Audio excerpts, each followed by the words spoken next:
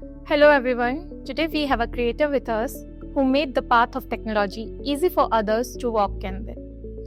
He not only made the technology simple and reasonable for others to learn, but he also introduced the ways and technique to learn it easily and adopt it in our daily life. We have Bhupendra Rajput, also known as the Desi Cloud Guru from Guftagu Technical. So sir, it's an honor to welcome you here in Core University. So I have few questions to ask you, and the most important one which I want to ask you is कि sir आपने अपने channel को हिंदी में क्यों शुरू किया, जबकि आप चाहते तो आप इंग्लिश में शुरू करके अपनी वीडियो को इंटरनेशनली भी स्प्रेड करके और पॉपुलैरिटी गेन कर सकते थे.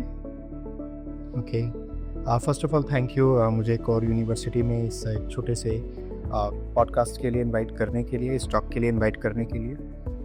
तो इस सवाल का जवाब बड़ा सिंपल सा है कि मैंने कुछ वक्त पहले जब मैं इंडस्ट्री में काम करता था हुआवे टेलीकम्युनिकेशंस में, तो मेरी most of the trainings English में ही हुआ करती थी और मैं इंग्लिश में ही डिलीवर करता भी था. लेकिन एक चैलेंज जो हमारे इंडिया के स्टूडेंट्स के साथ मैंने फेस किया, फील किया कि जब मैं उन्हें हिंदी में समझाता हूँ तो उन्हें ज़्यादा मज़ा आता था, ज़्यादा समझ में आता था.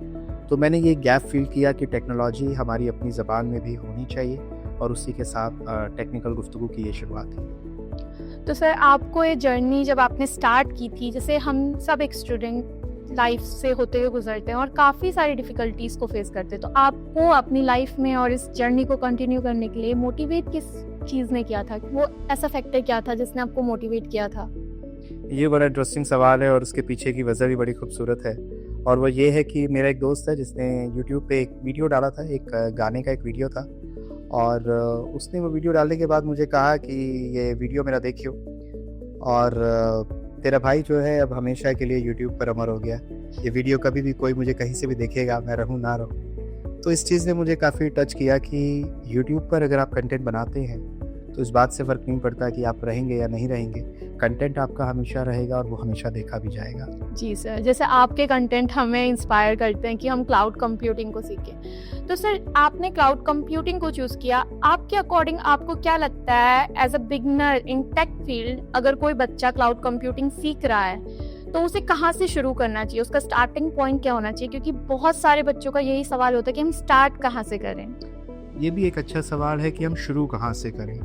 और मुझे लगता है कि देखिए, किसी भी टेक में जाने के लिए और किसी भी फील्ड में अपनी एक्सपर्टीज़ हासिल करने के लिए बुनियादी नॉलेज होनी, यानी फंडामेंटल नॉलेज होनी बहुत ज़रूरी है. क्योंकि वो एक शायर का एक शेर भी है कि यूं ही बुनियाद का दर्जा नहीं मिलता किसी को, खड़ी की जाएगी मुझ पे अभी मीनार कोई.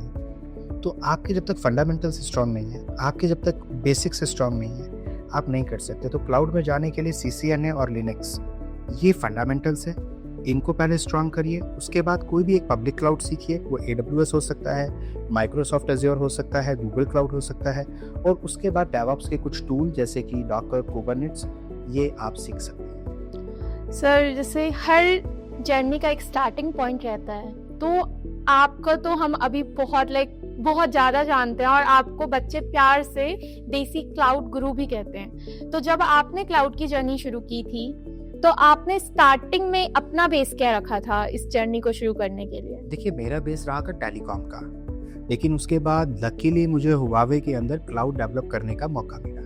मैं हुआवे के डेटा सेंटर में काम करता था गुड़गांव में, और वहाँ पे मुझे मौका मिला क्लाउड को सीखने का और हुआवे के क्लाउड को समझने का.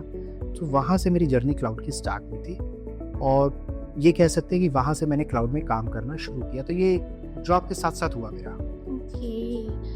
तो सर जैसे आप यहाँ आए, आपने बच्चों से इंटरेक्ट किया, आपने एक प्यारा सेमिनार जो अटेंड कराया बच्चों को और हमको सिखाया, तो इसमें आप बच्चों को, अगर कोई आपकी तरह अपना करियर यूट्यूब में शुरू करना चाहे एज ए टेक क्रिएटर, तो आप उनको क्या एडवाइस देना चाहेंगे?